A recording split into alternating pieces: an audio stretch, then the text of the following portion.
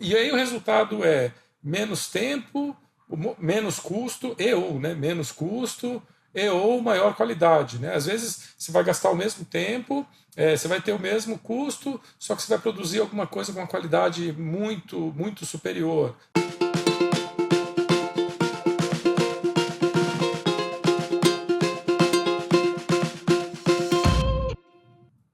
E aí, pessoal, tudo bem? Estamos aqui em mais um Produto em Pauta, Mentorias. A ideia aqui é a gente conversar com as pessoas, enfim, as pessoas trazerem questões para a gente, do dia a dia delas, para a gente conversar, né? E fica gravado como um episódio aqui de mentoria, porque muitas vezes a dúvida de uma pessoa acaba sendo a dúvida de outras pessoas também, né? E hoje, aqui no episódio de hoje, eu estou com o Kaique Mancoso. Kaique, seja muito bem-vindo. Conta pra gente um pouco, enfim, como é que você veio parar em produto, o que te trouxe para o mundo de gestão de produtos enfim, os temas que você quer conversar hoje. Nossa, obrigado, Joca. Prazerzão estar aqui conversando com você, uma referência aí para nossa área, né? Já consumi muitos conteúdos seus, tanto na PM3 quanto também ali no LinkedIn, sempre tem produzido bastante coisa bacana, e acho que esse momento é muito excepcional e especial, e essa iniciativa que você tem feito aí de ouvir e prestar esse tempo, né, junto com a galera de produto, é muito bacana para a comunidade. Então, eu queria começar agradecendo. Bom, eu sou formado mesmo na área de comunicação, mas eu acho que meu universo de software ele começa lá atrás do meu ensino médio. Eu fiz o ensino médio, ele era técnico, era um colégio da Unesp, em Bauru, e lá tinha três técnicos, um deles era informática. E, apesar de informática, o foco era programação. A Unesp gostava de formar os alunos ali no colégio técnico para passar na Unesp. E eu fiz informática, e na época programei em Delphi, Pascal, desenhei algoritmo, fiz um monte de coisa bacana, muitos anos atrás, quando eu tinha lá meus 14, 15 anos, eu tenho 32 hoje.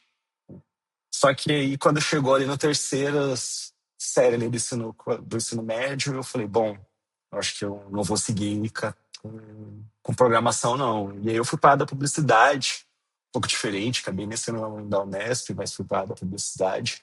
E aí fiquei um bom tempo com comunicação e marketing, né? É, fui gestor de time de marketing, fui gestor de time de inside sales. Só que aí, aos poucos, a vida foi me trazendo para o universo de startup, né? Então, uma hora eu fui contratada ali para ser consultor num projeto de startup e bolar o planejamento. E aos poucos eu fui me envolvendo tanto que daí a gente acabei virando sócio e acabei entrando cada vez mais no universo de startups e tecnologia. E aos poucos eu acabei indo migrando, né? Eu acho que essa virada mesmo de me entender como pessoa de produto aconteceu quando eu estava trabalhando numa startup portuguesa que convertia desenhos, né? E aí era imagens mesmo em código, então eu tinha que mandar também os assets, mandava o desenho da tela e também os assets ele convertia em código Figma. E aí foi lá que eu falei assim, bom, agora sim eu estou seguindo o que uma pessoa de produto precisa fazer, os procedimentos, os processos, né? Entendendo um pouco mais da teoria. Antes disso, eu tinha feito N coisas que tinham relação com as atividades de produto, só que eu não sabia que era esse o nome, não sabia que eu estava ali, às vezes indiretamente ou diretamente, atuando como produto, enquanto eu também, às vezes, atuava com questões de marketing ou questões de vendas. E é isso aí. Hoje, atualmente, eu estou no Polied, no sistema de ensino, gosto muito de trabalhar aqui. E como hoje eu estou como especialista de produtos digitais, e cada dia mais aprendendo, tentando agora absorver tanta coisa de IA que tem surgido, mas é muito bacana, acho que nunca foi diferente, né? Apesar de a gente estar falando agora bastante de IA, as nuances, os assuntos, conteúdos de produto, eles sempre evoluíram e a gente sempre precisou estar ativamente. Então, esse momento acho que é mais um exemplo do que a gente está aqui para aprender, né, todo dia. Eu separei alguns assuntos aqui, Joca, para falar com você. E um deles é um que tem, assim, tem batido bastante na minha cabeça em termos de carreira. Que é, depois que eu entrei no poliedro, né, eu gosto muito do assunto educação. E eu não sabia que gostava tanto assim de educação, né? E tecnologia voltada para a educação. E é um assunto bem polêmico, porque a gente tem legislações sendo feitas, muita coisa ainda em experimentação. A gente não sabe também o impacto de algumas tecnologias no dia a dia das escolas, mas é uma coisa que eu gosto bastante, né? E eu fico pensando, bom, será que quão relevante e quão estratégico é para mim se me aprimorar em tecnologia voltada para a educação, né? E eu fico pensando nisso que, ao mesmo tempo, às vezes eu vou acabar abrindo mão de alguns mercados que, às vezes, soam até como mais promissores em termos financeiros, etc., né? Até empresas como banco, etc., a galera geralmente sempre quer conseguir uma função em empresas assim. Só que eu, assim, bom, eu tô feliz aqui com educação, eu gosto disso, eu me vejo trabalhando com isso. Só que ao mesmo tempo eu fico pensando, bom, será que esse recorte ele é de alguma forma prejudicial, né? Será que é interessante eu pensar assim, em ser um pouquinho mais generalista nesse sentido ou não? Aí eu queria ouvir um pouco da sua opinião e considerando um pouco das suas experiências, né? Eu sei que você já passou por diferentes ramos e aí eu queria saber o que você pensa a respeito, por favor. Legal, boa pergunta. Antes da Poliedro, você trabalhou como Product Manager ou Product Owner em alguma outra Product empresa? Owner. Isso, numa Tá. startup portuguesa, faz o que eu comentei, que a gente convertia ali. Tá é, bom. Era um produto voltado para desenvolvedores, tá? É bem diferente. Hoje eu Tá. falo com alunos, professores, coordenadores Legal, pedagógicos, enquanto antes eu conversava com programadores do mundo inteiro. E aí agora acabei me encontrando um pouco nesse ramo, sabe? legal. Não, bacana. Acho que o mundo de produto tem bastante disso, né? Da gente se adequar ao domínio da empresa, né? Ao tema, ao segmento, enfim, da empresa. Assim, aconteceu isso na minha carreira também, né? Desde da local web ali, local web voltada para desenvolvedores de sites. Aí a gente começou a fazer loja virtual, aí o público era diferente do público desenvolvedor de site, era o público que queria abrir uma loja virtual. Aí e-mail marketing também era outro público, era mais o público do marketing mesmo, né, da área de marketing. Aí cloud volta para desenvolvedor de site, mas aí mais raiz ainda, né, do que o desenvolvedor de site propriamente dito. Então já na local web existiam públicos diferentes. Uma hora a gente foi para corporativo também, que são grandes contas, que aí é outro tipo de cliente que a gente está conversando.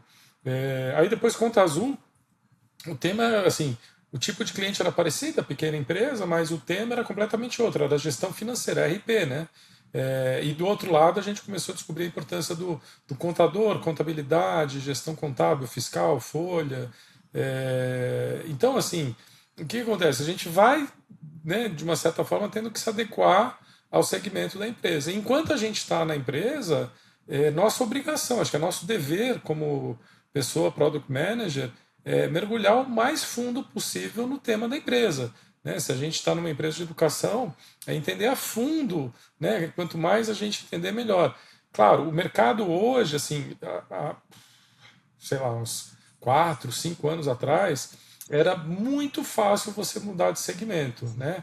É só falar, não, eu sou Product Manager, tenho X experiência, então vem, não importa qual segmento, né? Hoje em dia, a seleção está um pouco mais criteriosa, né? Poxa, mas você foi Product Manager de quê? Com que você teve experiência, né?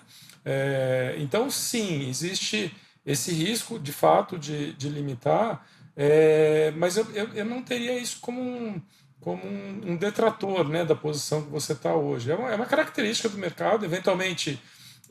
O que pode acontecer mais para frente, o mercado voltar, o mercado é cíclico, né? No final das contas, ele passa muito por ondas. Então, eventualmente, pode voltar uma maré boa em que as pessoas aceitam essa transição de área com mais facilidade.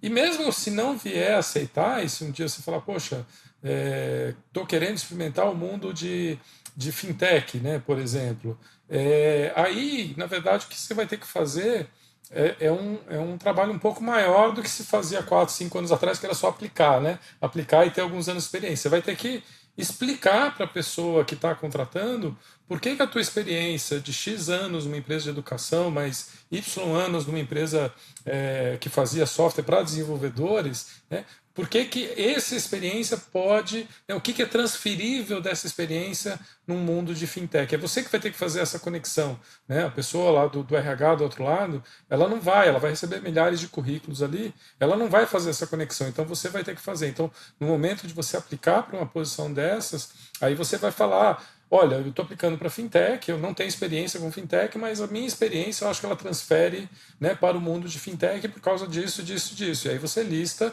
né, o que você traz. Então, poxa, por exemplo, no mundo da educação, eu ajudava pessoas a encontrarem conteúdos, enfim, gerenciarem sua vida acadêmica, né? Então tem um certo paralelo com gerenciar a vida financeira. Estou chutando aqui, tá? Quem vai ter que encontrar esse paralelo é você. Mas é você que vai ter que construir isso no final das contas, né? Mas independente disso, e ainda mais, eu vi um pouco do seu brilho nos olhos ali quando você falou de educação, nem esperava que eu ia gostar tanto de educação. Se você está com esse brilho nos olhos, se você está gostando tanto, mergulha fundo. Acho que é um prazer quando a gente encontra, né, a função que a gente gosta de exercer, né, que é a gestão de produtos, dentro de uma empresa que trata de um tema que a gente gosta. Né? Eu acho que isso é um adicional muito bem-vindo. Né? Então, poxa, se você está curtindo isso, acho que mergulha a fundo, entende ao máximo sobre o mundo da educação, entende como funciona. Né? Eventualmente você fica aí muitos anos na Poliedro, eventualmente isso até te dá um estalo de pensar numa startup de educação. Né? Enfim, a gente nunca sabe, né, o que, que o futuro reserva para a gente, mas aproveita o momento mesmo. Acho que você está numa uma situação bacana. Eu vi ali, você está, acho que quase um pouco mais de 3 anos, né? Acabou de fazer 3 anos aí que você está na Poliedro. Isso já é um tempo bacana, assim, é um tempo que eu considero legal, assim, de dar tempo de absorver, de conhecer. E agora, quanto mais tempo você ficar, né, e você encontrar, né, um ambiente próspero, você sentir que você está conseguindo contribuir para esse ambiente evoluir, e ao mesmo tempo esse ambiente permitindo que você evolua, vai fundo, mergulha de cabeça. É isso. Porque às vezes eu penso assim, ah, bom, eu fiz mestrado, né? Eu fiz mestrado em comunicação. E eu falei assim, bom, mas eu queria fazer doutorado, eu gosto de estudar, né? E aí eu falei, bom, será que eu faço um doutorado em educação, voltado com tecnologias? E aí eu pensei, mas será que não é alguma coisa também que é de momento? Mas acho que na verdade é mais um receio disso, desse recorte me atrapalhar no futuro, do que de fato algo que vai mesmo acontecer, sabe? Porque é isso que você falou, eu gosto muito, eu adoro estudar sobre educação e os assuntos assim de tecnologia com educação também. E surge, né? Acho que maior dessa insegurança, né? Bom, se eu, tudo caminhando muito massa, eu adoro trabalhar aqui. Assim, mas se em algum momento não estiver, eu devo focar na educação, na minha perspectiva da educação. Talvez, se isso um dia acontecer, eu não vou ter muito para onde correr, vou ter que ir para onde tiver mais oportunidades. Mas eu fico pensando, será que se eu dedicar algum tempo estudando educação, isso não vai me atrapalhar, caso depois eu fique apertado em alguma situação? Mas acho que é mais inseguranças da vida adulta, sabe? Mas eu acho que não, Kaique, até porque, enfim, dois pontos até para você considerar. Na educação, tem essa oportunidade que a AI traz agora. Na verdade, a AI está trazendo essa oportunidade para vários produtos. Eu tenho falado isso com bastante frequência. Ele permite que a gente personalize os produtos, né, customize os produtos num grau de especificidade assim por pessoa mesmo, por cada um, por exemplo, dos alunos, de pai de alunos, de professores, você consegue fazer uma personalização em escala, né? Isso é que é um negócio muito bacana. Eu acho que isso tem um potencial enorme de revolucionar a educação, né? Você conseguir construir, né, currículos e, enfim, jornadas de aprendizado assim extremamente padrão para cada aluna, para cada aluno, né, da forma que faça mais sentido. E isso poxa, é um trabalho que é por si só apaixonante. E aí quando a gente começa a pensar nisso, a gente começa a pensar, poxa, mas isso é transferível, por exemplo, para uma fintech, né? A fintech eventualmente vai querer ensinar os seus clientes ali, as suas clientes, a como melhor utilizar o dinheiro, a como melhor investir. Então, né, jornada personalizada. Então, de uma certa forma, é transferível também. Então, acho que tem esses dois aspectos. Primeiro, o momento atual que a gente está de evolução de tecnologia, Assim, realmente a oportunidade da gente fazer produtos inteligentes assim está fantástico, assim, acho que a gente está vendo uma era. Eu sou extremamente otimista em relação ao que a IA está trazendo para a gente, né? A gente vai construir produtos realmente muito melhores, né? Produtos realmente inteligentes, né? Que conhecem a gente, entendem a gente e conseguem entregar mais valor à medida que a gente vai interagindo com o produto. E esse conhecimento de fazer, construir esse tipo de produto é absolutamente transferível para outras áreas, outros segmentos. Claro que quem tem que, como eu disse, né, quem tem que fazer o link vai ser você no momento de aplicar para uma vaga dessas, mas é totalmente transferível. Massa. E aí eu queria fazer um link com o que você acabou de falar e entrar num outro assunto que é justamente essa questão da IA, né? A gente está aqui num momento bem bacana no Poliedro, criando produtos com o uso de inteligência artificial, mas são produtos que têm a inteligência artificial como recurso ali para os diferentes usuários que a gente atende, né? E, ao mesmo tempo, eu sinto que aqui na empresa ainda, a gente ainda está engatinhando com os pontos de usar IA mais na nossa rotina, e não necessariamente criando produtos que têm IA como recurso. E aí eu queria entender assim, de você sugestões e caminhos para, bom, mas e aí no nosso dia a dia, né? Como é que a gente é, coloca a IA como, na verdade, acho que com um âmbito mais cultural, né? E não só como solução ao ser oferecida para os nossos usuários, né? Tu tem vivenciado esse tipo de desafio? O que tu pensa a respeito? Esse desafio, na verdade, é um desafio cultural. Você mesmo falou, né? Cultura, né? Um desafio cultural. Cultura, o que que é? É comportamento, né? A forma como a gente, né, se comporta, a gente reage a determinadas situações. E mudança comportamental, ela é muito difícil, mesmo quando a gente fala, né, de transformação digital, é uma mudança de comportamento no final das contas. A gente está falando de como é que as pessoas param de fazer as coisas que elas estão acostumadas a fazer, já está na rotina delas, e começam a fazer as coisas de outro jeito. E não tem muito jeito, assim, do ponto de vista de mudança de comportamento, como é que você consegue tirar a pessoa daquela situação, através do resultado. Você, alguém, né, enfim, tem que ter algumas pessoas que são mais. Não sei se audaciosa é a palavra, mas enfim, que sejam mais exploradoras, talvez a palavra seja essa, né? Mais exploradoras, aquelas pessoas que gostam mesmo é tipo curva de adoção de tecnologia mesmo, tem aquelas que são as inovadoras, né? Que querem experimentar a tecnologia pelo prazer de experimentar uma nova tecnologia. E aí essas pessoas têm que experimentar a nova tecnologia e conseguir gerar um resultado com aquela nova tecnologia. Ah, aquilo que eu fazia em X tempo, agora eu faço em 30% do tempo. Ah, aquilo que eu levava horas para fazer, agora eu estou levando minutos para fazer. Então, assim, é muito nesse sentido, né? Ah, poxa, para fazer um código aqui, XPTO, né, a gente levava 2 meses, agora, né, com a IA a gente consegue construir um código, pelo menos para testar, para prototipar em uma semana. Né?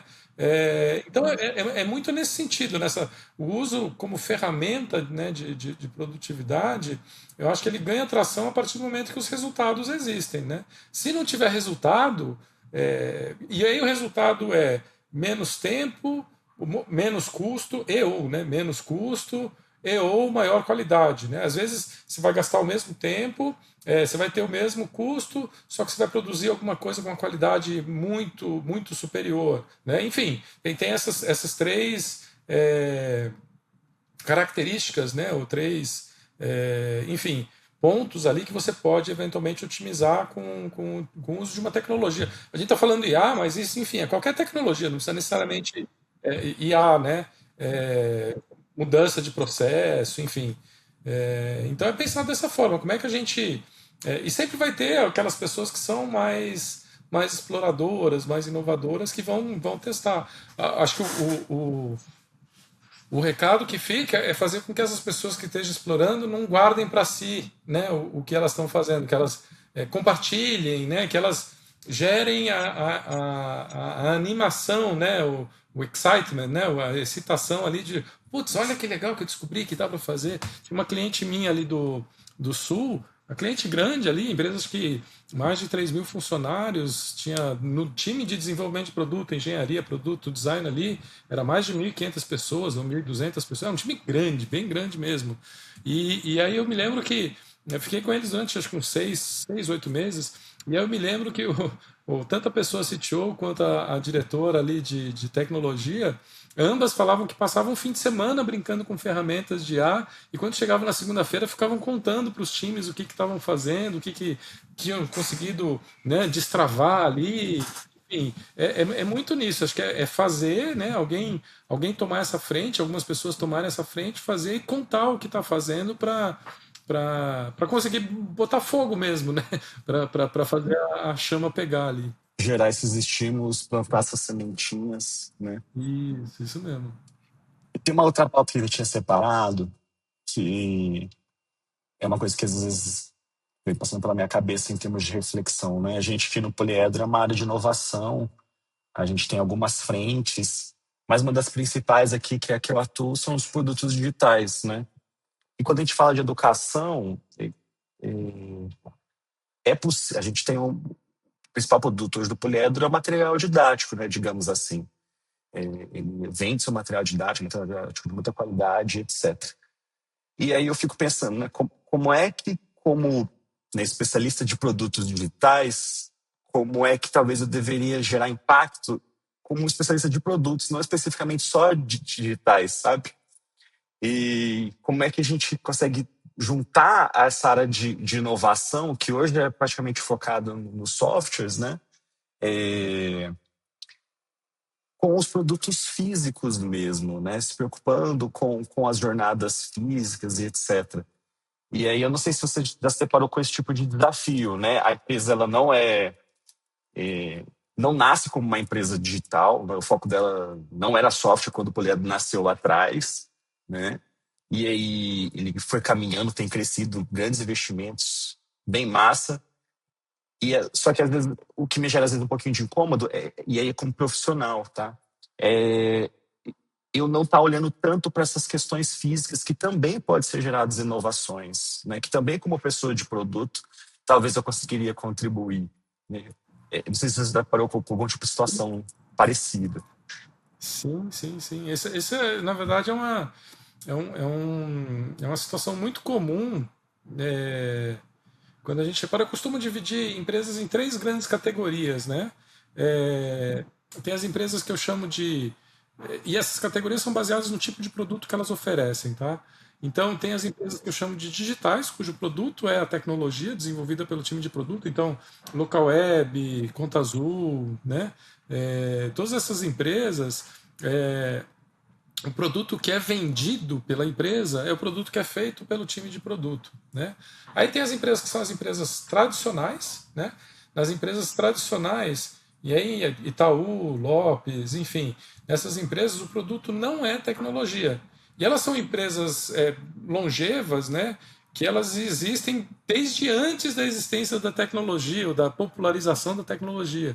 Então elas estão aprendendo a utilizar a tecnologia para entregar uma experiência melhor para os seus clientes, para melhorar a operação interna, né? E aí tem uma terceira categoria que eu boto aqui no meio, que é a categoria eu chamo de tradicional nascido digital, porque o business core não digital, né? Mas eles usam o digital de uma forma nativa, né? Tipo, nasceram com aquilo. Então, se a gente for pensar Netflix, né? Netflix, o que acontece com a Netflix? A Netflix, ela não é, a gente não compra, né, o software da Netflix. A gente faz uma assinatura para ter acesso a filmes e séries. A gente está comprando entretenimento, né? Acesso a entretenimento. Né? E o software é um veículo para entrega. Mesma coisa no Nubank, né? O Nubank ele concorre com os bancos tradicionais, né? Ele é um banco. Qual que é o produto do Nubank? O produto do Nubank é conta corrente, conta investimento, e assim por diante. A Amazon, né? A Amazon é uma loja, né? Só que é uma loja virtual, mas é uma loja. A gente quando acessa a Amazon, a gente compra produtos, né? A gente não compra software, né? Na verdade, a gente compra o software da Amazon quando a gente vai na AWS, mas a Amazon em si, né? A gente não compra o software, né? Mesma coisa no Nubank. A gente, quando vira cliente do Nubank, a gente não está comprando o software do Nubank, o app do Nubank, né? A gente está comprando uma conta bancária, né? Está contratando um serviço de conta bancária, conta investimento, assim por diante, né? E aí, o que acontece? principalmente nesse tipo de empresa, tanto na tradicional, né, como na tradicional nascida digital, existe o tema do negócio, né, no caso de vocês, educação, e o tema digital. E muitas vezes o que acontece é que o produto ele é uma junção das duas coisas. Quando a gente fala do produto dessa empresa, poxa, pensa no Nubank. Dá para pensar no Nubank só conta corrente, sem pensar no app, sem pensar nos algoritmos que estão atrás, fazendo todo o cálculo, né, de risco? Não, é uma coisa. O produto é uma coisa só. Mas muitas vezes tem duas cabeças pensando. Tem uma cabeça, né, que ela é mais especialista em questões bancárias, que entende muito do mundo bancário, e tem uma outra cabeça que entende muito do mundo digital. Netflix, mesma coisa. Netflix tem provavelmente uma pessoa olhando para o lado de, poxa, qual é a próxima série, qual é o próximo filme que eu vou licenciar ou que eu vou produzir, né? E do outro lado, tem a pessoa pensando, poxa, como é que eu vou entregar esse conteúdo? Qual é o próximo conteúdo que eu entrego para o Kaique para ele continuar assistindo, para ele continuar achando a assinatura da Netflix válida, né? E como é que eu informo o pessoal que compra conteúdo, que conteúdo que está em demanda, que tipo de conteúdo está em demanda agora, até para, se for o caso, a gente produzir internamente, né? Então você vê que o produto é uma coisa só, mas às vezes precisa ter essas duas cabeças pensando junto. Em alguns casos, dá para essa cabeça ser uma cabeça só, mas normalmente acaba precisando ter duas cabeças. Poxa, me lembro de Gympass, né? O Gympass ele é um benefício corporativo, né, que as empresas contratam para entregar para os seus funcionários acesso a uma rede de academias de estudos. Agora chama Well Hub, mas enfim, na época essa era a mecânica ali, né? É, e obviamente que tem pessoas que entendem muito de RH, né? Eu não entendia de RH, né? Eu como parte de produto não entendia de RH, né? Mas tinha pessoas que entendiam muito do mundo de RH e de benefício corporativo. Benefício corporativo tem uma legislação ali por trás, em cada país é diferente. E uma outra pessoa pensando em academias, em gestão de academias, como funcionam as academias, né? Então a gente precisava ter tanto esse conhecimento de negócio, junto com o conhecimento, como é que a gente entrega uma melhor experiência para cada um, né? Como é que a gente entrega uma boa experiência para o RH, para o funcionário da empresa, para as academias. Então acho que é muito dessa conexão, acho que é aprender a trabalhar junto mesmo, né? O segredo das empresas tradicionais nascidas digitais, né? Diferentemente das tradicionais, é que esses dois papéis eles sentam junto quando eles vão definir a visão e estratégia de produto. Na digital, né, tipo local web, conta azul, a visão de produto ela se confunde ali com a visão da empresa, com a estratégia da empresa, né, porque é a mesma coisa. Já na tradicional e na tradicional nascida digital, não. A gente tem esses dois lados que precisam ser levados em consideração. A tradicional nascida digital, esses dois nasceram juntos. Né? É daí que vem o ponto forte desse tipo de empresa. Já na tradicional, ela viveu durante muitos anos a área de negócio definindo tudo, absolutamente tudo. Então ela está muito. E por isso que ela sofre bastante, por isso a tal da transformação digital. A área de negócio define tudo e só passa para a turma de TI implementar, né? Que é usar, sei lá, 10% do potencial da área de TI. Quando você traz a área de TI para estar no mesmo nível ali da área de negócios, que é o que é tradicional na cidade digital, Netflix, Nubank, Amazon, o que eles fazem, né, é trazer os dois no mesmo pé de importância, né, para a definição da visão e estratégia de produto. E eu acredito que vocês aí, né, na Poliatra, já passei por várias outras, inclusive até uma outra EdTech ali. Eu me lembro que tinha até uma discussão, não sei se isso acontece aí com vocês, mas até uma discussão do tipo assim, área de produto digital, né, falando, não, a gente quer produto. Aí o pessoal olhando do lado acadêmico, é uma EdTech de idiomas, né? Aí o pessoal do lado acadêmico, né, os professores falam, não, quem cuida do produto somos nós, porque o produto são as aulas, né, é o que a gente ensina, tal. E aí ficava aquela, né, pô, mas quem é o dono do produto? Na verdade, os dois são. A minha recomendação numa situação como essa é até usar sobrenome, né? Não, esse aqui é o time de produto digital, esse aqui é o time de produto acadêmico, e o produto que a gente, EdTech, entrega é a junção desses dois, né? A junção desses dois faz a gente entregar o melhor produto. Da mesma forma que a Netflix junta conteúdo com, né, a experiência digital, entrega o melhor produto. O Nubank junta produtos financeiros com produtos digitais para entregar a melhor experiência para os seus clientes. Faz sentido, faz sentido. Eu acho que aqui não tem um pouco dessa, não tem, acho que essa questão da competição. Na verdade, eu tenho percebido que cada vez mais a gente está próximo da galera do editorial, que produz os livros, né? eu acho que, na verdade, assim, agora te ouvindo, eu percebo que é algo mais pessoal meu de estar interessado em talvez conhecer um pouco mais essa rotina, ficar um pouco mais por dentro dos produtos físicos e pensar mais na ligação entre eles, né? Porque eles estão ligados, mas às vezes eu acho que o que falta é um pouquinho deixar bem claro como é que como é que existe uma ponte, né, entre os produtos quando eles estão conectados. Mas eu acho que a gente tem caminhado bem aqui e acho que tem mais despertado um pouco de curiosidade da minha parte de me aproximar um pouco mais dessa galera, sabe? Bem legal. Não, e é bem importante, aliás, você se aproximar cada vez mais dessa galera, entender cada vez mais do. Quanto mais a gente, né, como product manager, né, focado ali em produto digital, experiência digital, a gente entender do negócio, né, melhor vai ser a qualidade do produto que a gente vai entregar, né? Em última instância, o que a gente sempre está buscando? Resolver o problema da cliente por meio de tecnologia de uma maneira que gera resultado para a empresa. Só que a gente precisa entender o que o cliente quer, né?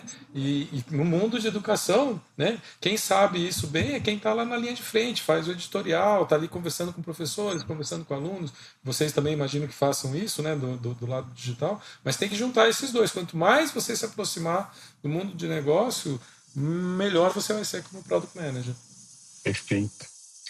Eu tenho mais uma pautazinha aqui, se der tempo para a gente falar, e acho que ser um pouquinho mais rápido. É um ponto que eu fiquei curioso. Eu tenho ouvido falar um pouco sobre Product Manager as a Service, e aí às vezes a gente tem aqui as contas para pagar e está pensando em fazer alguma coisa ali também, um pouco no âmbito meio de consultoria.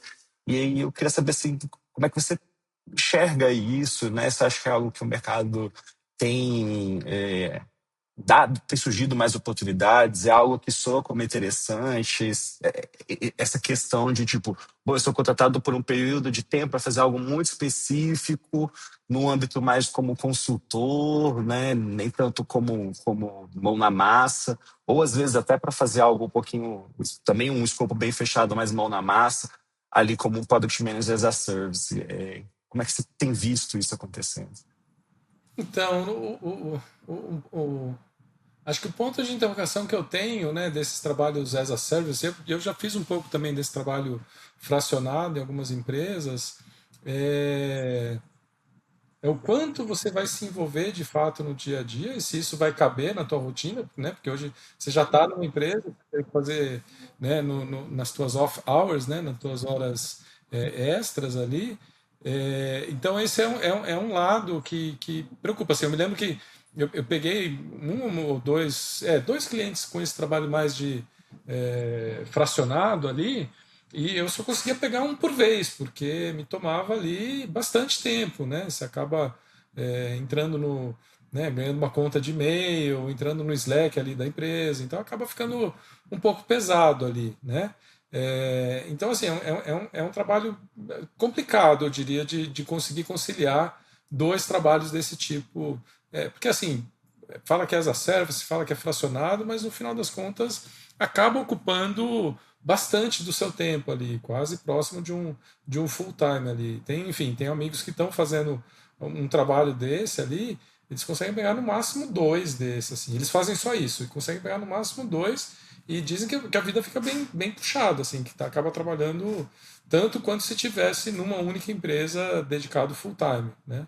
É, Agora, uma coisa que eu vejo que tem bastante espaço, que acho que a gente ainda não está praticando tanto, é esse trabalho de mentoria mesmo, né? De ajudar as pessoas nas suas dificuldades de desenvolvimento de produto, né? Muitas vezes a gente faz isso com uma única conversa e né, nem faz muito sentido cobrar por isso, mas às vezes você pode estruturar um programa de mentoria,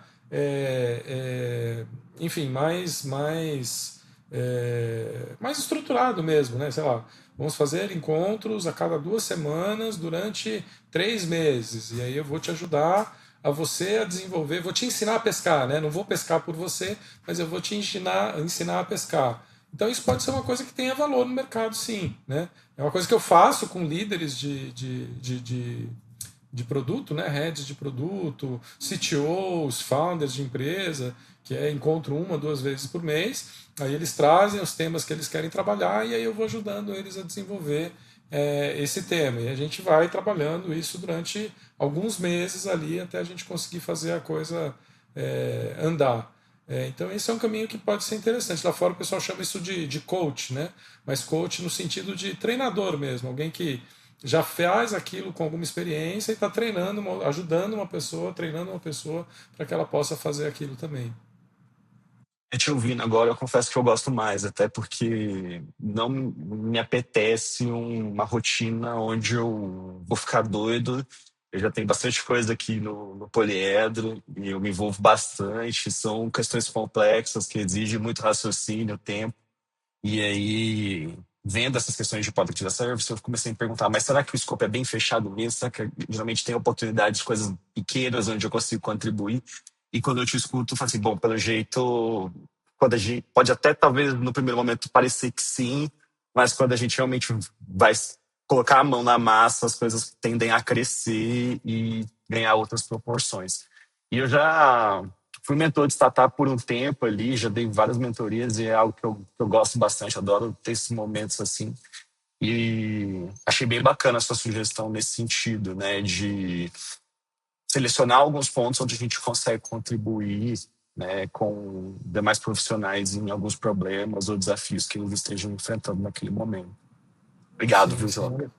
Imagina, imagina, uma experiência muito bacana. Muito bom, muito bom. Mais algum ponto que você queira tratar? Por hoje é só, viu, Jota? Espero que a gente tenha outros momentos aí, que a gente se trombe também em algum evento, alguma oportunidade, para a gente trocar mais ideia. Maravilha. Poxa, Kaique, muito obrigado por ter topado a conversa aqui.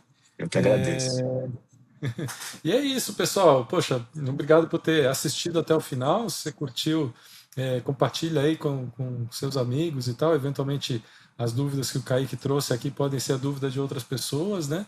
E se você quiser participar também, vou deixar o link aqui embaixo no episódio. Só marcar, é bem simples, é só marcar na minha agenda ali, ver qual é o próximo horário vago e a gente bate esse papo. E é isso, nos vemos no próximo episódio. Valeu, pessoal. Obrigado.